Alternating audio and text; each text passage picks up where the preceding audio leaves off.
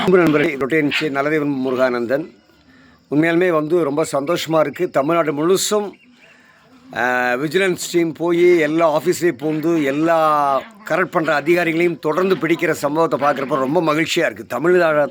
இது தமிழ்நாடு தானா அப்படின்னே சந்தேகமாக இருக்குது. அந்த அளவுக்கு ஆன்டி கரப்ஷன் வேலை சூப்பராக நடந்துகிட்ருக்கு. உண்மையாலுமே தமிழ் விஜிலன்ஸ் டீமுக்கு மனமார்ந்த பாராட்டுக்கள். கடந்த திமுக காலத்திலையும் அதிமுக காலத்திலையும் ஒட்டுமொத்த நிர்வாகமே லஞ்சத்தில் தான் நடந்துட்டு இருந்தது.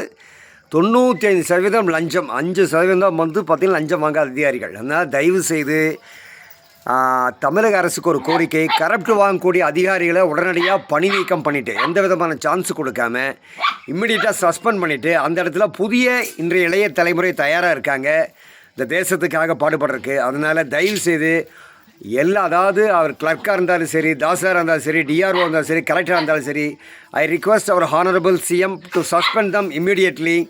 கரெக்ட் பண்ணக்கூடிய யாராக இருந்தாலும் சரி, ஈவன் நிறையா இப்போ ஜஸ்டிஸ் டிபார்ட்மெண்ட்லேயே நீதிபதிகளே லஞ்சம் வாங்குகிற தகவலாக அதிர்ச்சியாக இருக்குது. அதனால் நீதித்துறை சுத்தமாகணும், வருவாய்த்துறை சுத்தமாகணும்.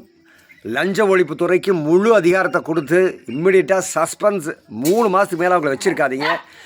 ஒரு 1,00,000 பேரை சஸ்பெண்ட் பண்ணியாச்சு அப்படின்னா 1,00,000 பேர் புது ஆட்டில் அங்கே உள்ளே வந்துடுவாங்க. என்டையர் தமிழ்நாடு சுத்தமாகிடும்.